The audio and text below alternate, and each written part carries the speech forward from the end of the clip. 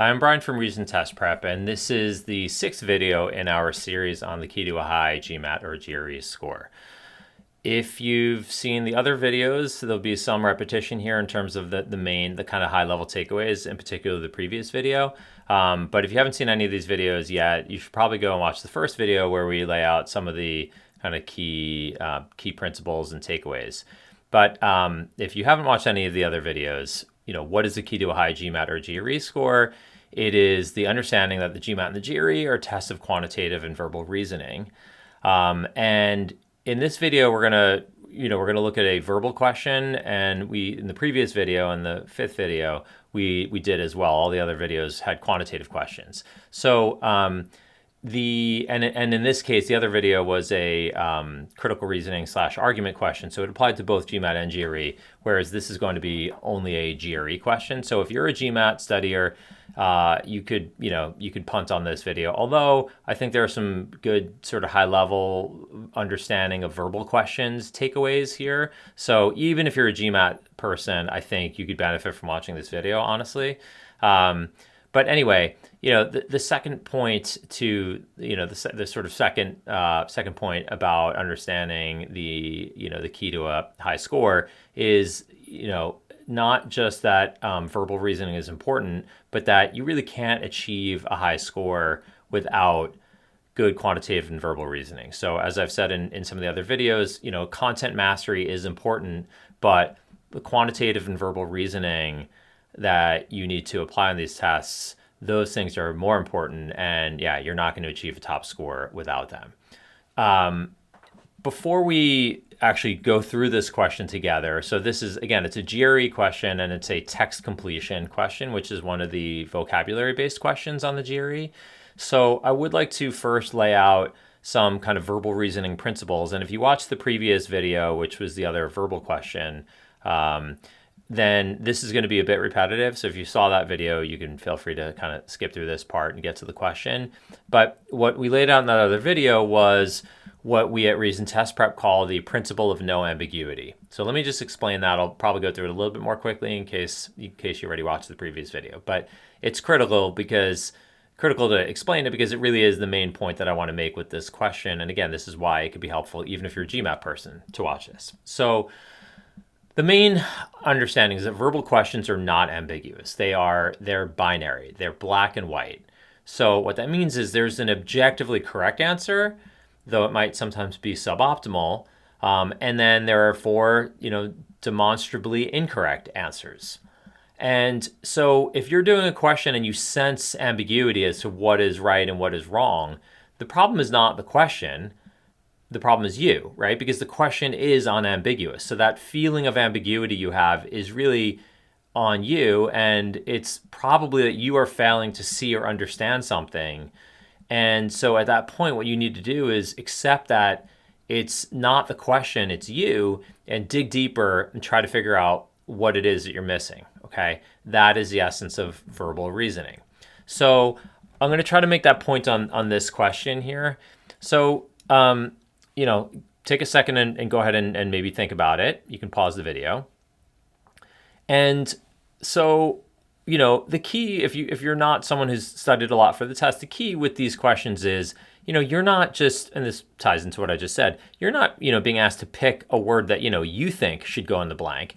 There's an objectively correct word, answer here and objectively incorrect answers. So, and by the way, I said, 4 incorrect answers obviously depends on the GRE. There are question types like this where there's only 3 answers. So obviously it will depend on the question. On the GMAT, it's all 4, 5 answer choices, 1 right, 4 wrong. But anyway, so in this question, I think, So there's a right answer and there are wrong answers. Objectively correct word that goes in a blank, objectively incorrect, answers here. And the key is the clues that they give you in the sentence. Those should dictate why one answer is right and why one word or answer is wrong, okay, or the other answers. So here, I think most people think for the first blank, you want something kind of negative, right? Human nature and long distances have made exceeding the speed limit, that's kind of bad, right? So a controversial habit or disquieting ritual. Most people are like, nah, cherished tradition, that seems silly there, right?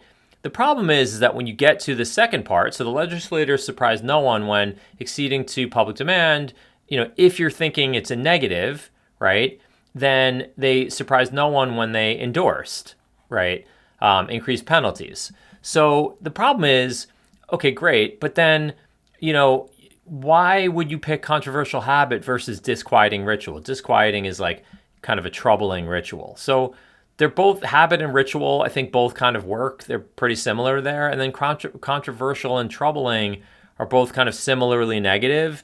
And it would be hard to say why one of those is right and the other one wrong, right? So that's where we now are in this kind of, we're flailing in a sea of ambiguity. Now, you might not have even done any of that. You might have been like, oh, no, that's wrong, but just telling you what most people do here. Usually it takes longer than the way I just explained it. But so, okay, but what do the clues dictate then? How does that should point us to one of these answers? Well, I think the key is, first of all, human nature and long distances have made exceeding the speed limit a habit, tradition, ritual. It really could be any of those, right? Yes, controversial and disquieting seem to make more sense because it seems like speeding is bad, but maybe it's a cherished tradition. Can we really say that that's wrong? No. So I think you need to leave that. And then the key is, so the legislators surprised no one. So they surprised no one when acceding to public demand. So clearly there's some unanimity of opinion, right? They surprised no one and they completely gave in to public demand. So we need something for this first blank that indicates that there is this kind of unanimity of opinion. So controversial definitely does not do that. And disquieting ritual also makes it sound like people do it, but it's troubling. Whereas if you say cherished tradition, that sounds like everyone does it and they love to do it. So that really is that answer is the answer that matches the clues in the sentence. Again, this is a very, very difficult question. Most people get it wrong. And it might seem like that's a really close call. And it definitely is a close call. I mean, I can tell you even the first time I did it, that was a very difficult call for me. At first, I also thought, it should probably be something like controversial habit. But then again, if it's that, then why couldn't it be disquieting ritual?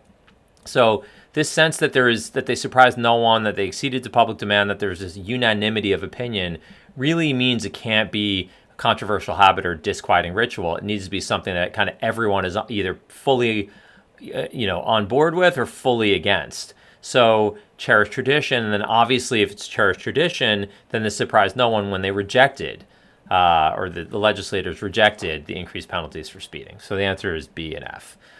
Okay, again, it's a hard question. It may have felt ambiguous to you, but I would argue that although it's a close call, if you really, spend the time and think about it and really think about those clues, it really has to be B and F. It can't be A or C, combined with, let's say, D.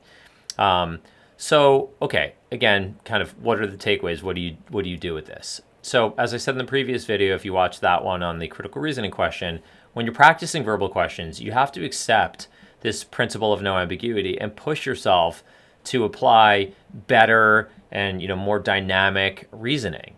You don't want to just be like, well, it could be A, it could be C. I kind of like A better. I'm going to go A. A sounds better to me. Again, you've got to think of it in black and white terms, right versus wrong. You don't want to be playing this game of better and worse. Okay. So as you're practicing verbal questions, try your best to sort of make that your operating system and hold yourself accountable to that.